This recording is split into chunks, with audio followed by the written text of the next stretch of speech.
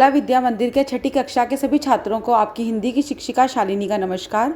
मैं आशा करती हूँ बच्चों कि आप सब स्वस्थ होंगे और खुश होंगे। तो बच्चों, हमने पिछले सप्ताह में कौन सा पाठ किया था? हमने किया था पाठ नंबर 4, यानी कि चांद से थोड़ी सी गप्पे, जो कि थी एक कविता। तो आज हम उसका करेंगे अभ्यास कार्य। तो आप मेरे साथ पेज नंबर 24 ओपन कीजिए और देखिए प्रश्न अभ्यास कविता से।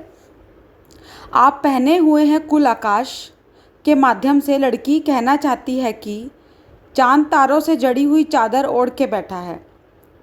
और दूसरा है, चांद की पोशाक चारों दिशाओं में फैली हुई है, तुम किसे सही मानते हो?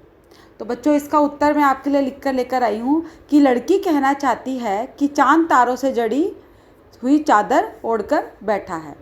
चांद तारों से जड़ी हुई चादर ओढ़ के बैठा है, मतलब पूरा वो एक तरह से क्या हो गया, पूरा आकाश ओढ़कर बैठा है। तो प्रश्न नंबर 2 है बच्चों, जो कि पेज नंबर 25 पे है। कवि ने चांद से गप्पे किस दिन लगाई होंगी? इस कविता में आई बातों की मदद से अनुमान लगाओ और उसका कारण भी बताओ। तो बच्चों देखिए, आप नीचे क्या लिखा है, दिन, कारण, पूर्णिमा, अष्टमी से पूर्णिमा के बीच या प्रथमा से अष्टमी के बीच। तो बच्चों, इसका उत्तर इस प्रकार से है कि कवि ने चांद से गप्पे अष्टमी से पूर्णिमा के बीच लगाई होंगी, क्योंकि कवि अपनी कविता में कहते हैं, गोल है खूब मगर आप तिरछे नज़र आते हैं ज़रा। अर्थात चांद गोल है पर पूरी तरह से गोल नहीं है, उसकी गोलाई थोड़ी तिरछी है। तिरछी मतलब बच्चों टेढ़ी है।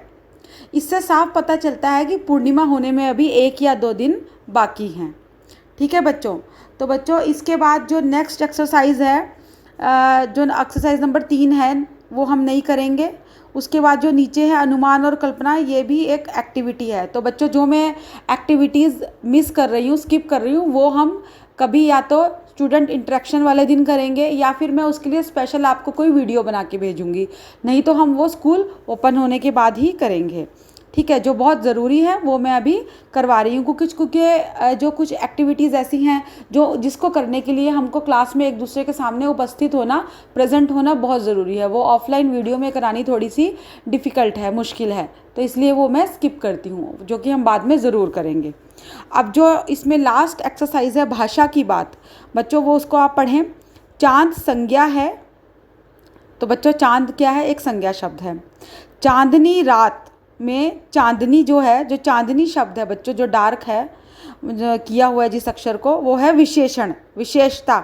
चांदनी रात, तो रात की जो विशेषता है वो क्या है? चांदनी, कि चांदनी रात है, चांद निकला हुआ है, तो वो उसके विशेषता है, विशेषण है।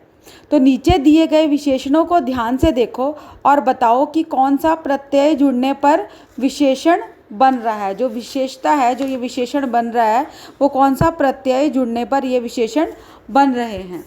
तो हम देखेंगे नेक्स्ट पेज पे, ये आप देख सकते हैं। इन विशेषणों के लिए एक एक उपयुक्त संज्ञा भी लिखो। जैसे कि नीचे इन्होंने ये एग्जाम्पल दिए हैं, गुलाबी पगड़ी, मखमली घास, कीमती गहने, ठंडी रात, जंगली फूल और कश्मीरी भाषा। तो बच्चों, इसमें हमें करना क्या क्या है कि हम जैसे गुलाबी पगड़ी है, ठीक है, इसमें हमको, इस वाक्य में हमको क्या करना है, हमको ढूंढना है कि संज्ञा शब्द कौन सा है और जो विशेषण है उसका प्रत्यय कौन सा है, उसमें कौन सा प्रत्यय का जुड़ने पर ये विशेषण बना है। देख रहे हैं आप क्या लिखा है? तो चलिए हम ये करते हैं। तो बच्चों, आप देख सकते हैं कि चांदनी, ठीक है, पहले हम पढ़ेंगे चांदनी। चांदनी है विशेषण, उसमें प्रत्यय क्या लगा? ई, ठीक है, ई की मात्रा लगा के वो क्या बन गया? चांदनी। तो उसमें प्रत्यय है ई, और जो संज्ञा शब्द है वो है चांद। ठीक है, समझे आप? अब नेक्स्ट है गुलाबी पगड़ी। तो गुलाबी में भी जो प्रत्यय है वो है ई, ठीक है, और जो संज्ञा शब्द है वो है पगड़ी।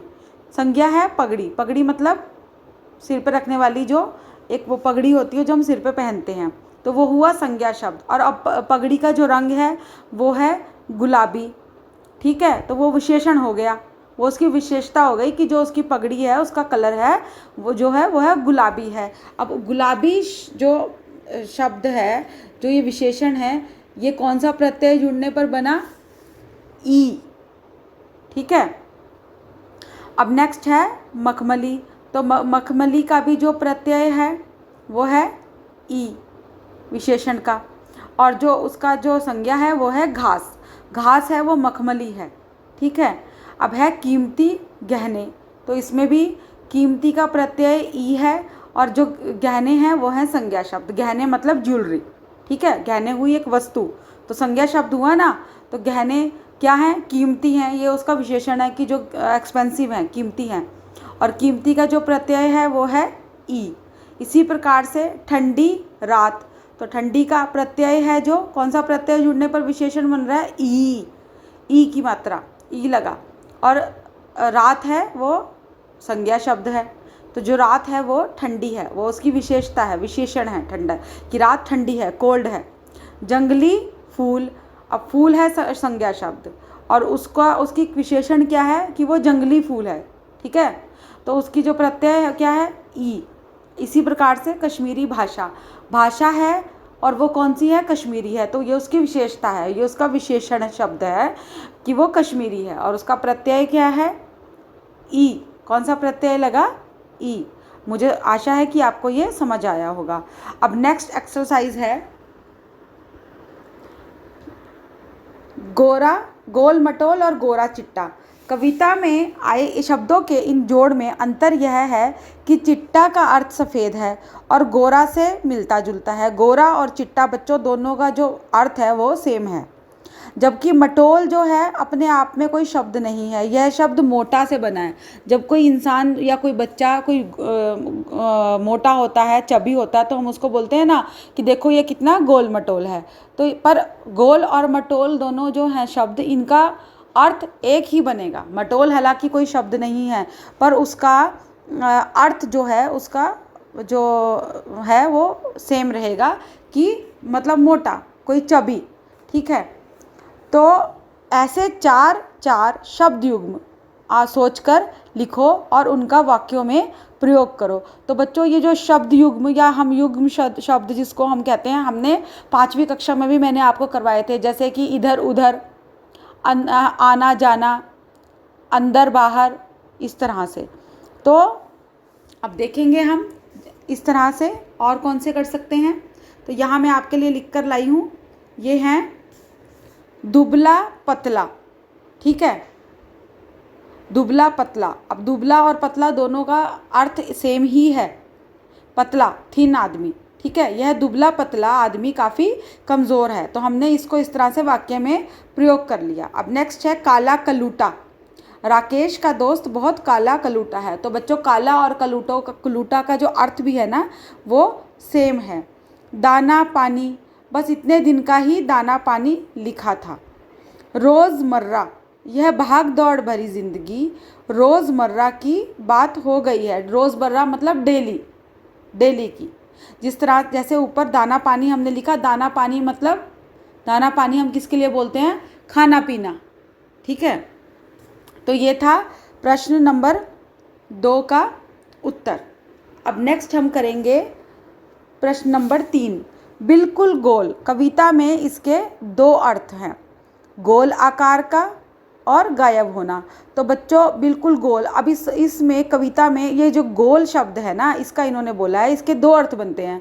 एक तो या तो गोल आकार का मतलब शेप में, राउंड शेप में गोल होना, और दूसरा होता है गोल होने का एक अर्थ और भी होता है गायब होना, डिसअपियर होना। ठीक है। तो ऐसे 3 और शब्द सोचकर उनसे ऐसे वाक्य बनाओ जिनके 2-2 अर्थ निकलते हो, मतलब डिफरेंट 2 मीनिंग्स निकलते हों। तो यहाँ पे मैं आपके लिए ये लिख कर लेकर आई हूँ यहाँ पे आपके लिए लिख के लेकर आई हूँ कल। उत्तर में है कल। कल मीन्स एक कल का मतलब होता है टुमारो या फिर यस्टरडे। यहाँ पे है टुमारो। कल मतलब मैं कल स्कूल नहीं आऊँगा। अब उसका दूसरा ही जो कल का मतलब है वो यहाँ पे अलग मतलब से हमने ये क्या लिखा है, यहाँ के सभी कल कारखाने बंद पड़े हैं। कल बच्चों एक कल का मीनिंग क्या होता है? मशीनरी, पुर्जे।